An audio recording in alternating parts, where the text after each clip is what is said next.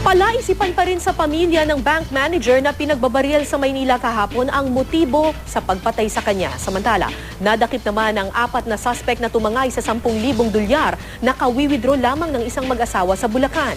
May news to go si Tresha Zafra.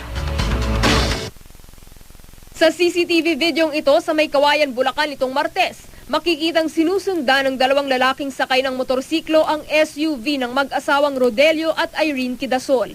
Di na nakunan ng CCTV, pero sa sumunod na stoplight, bumabaraw ang 2 lalaki at pinagbabaril ang sasakyan. Tinamaan sa likod at braso si Engineer Quidasol, isang OFW sa Middle East. Tama sa magkabilang braso at daplis sa mga tuhod naman ang tinamo ng kanyang misis. Sa stoplight ng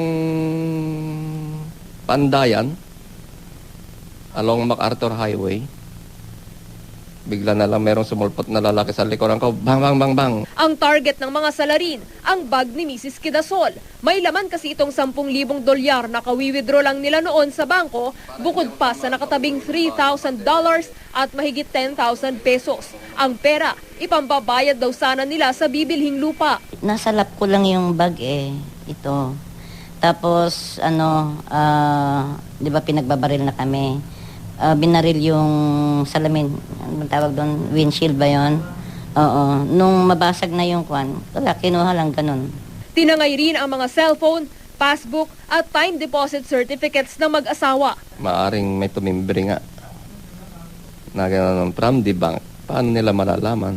Natunton ang sasakyan ng iba pang kasamahan ng mga suspects sa isang safe house sa Cabuyao, Laguna. Nakuha rin doon ang bag ni Mrs. Quidasol at isang kalibre 45 baril. Kaya po namin sinasabi na sila po talaga yung grupo na nanguhold up po dito sa aming area.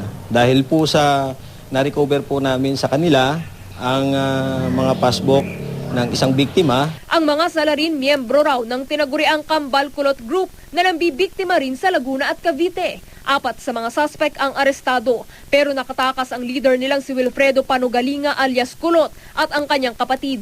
Ang babaeng kabilang sa mga naaresto, partner daw ni Kulot, na siyang tagamanman sa loob ng bangko at tagatimbre sa grupo. Yung po yung mismong pumapasok sa bangko, then siya po yung nagtitips, parang tipster po, kung sino po yung nakikita niya na nagwi-withdraw ng malaking halaga at tinitix po niya. Patuloy ngayong tinutugis si Kulot na dati raw na convict sa kasong illegal possession of firearms. Sa Maynila, patay ang bank manager na si Rosemary Gatan ng pagbabarili ng 2 lalaking riding in tandem habang papasok siya sa pinagtatrabahuhang bangko sa Taft Avenue. Naisugod pa siya sa ospital pero dead on arrival na siya dahil sa tama ng balang tumagos sa kanyang leeg.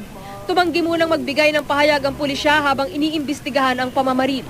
Wala rin daw CCTV sa lugar na pinangyarihan ng krimen. Palaisipan naman sa mga kaanak ng biktima ang motibo sa pamamaslang. Sana naman magkaroon ng positive result ang ginagawa ng pulis. Walang kalaban-laban yung tao. Basta wala may bumaril. Tresha Zafra, GMA News.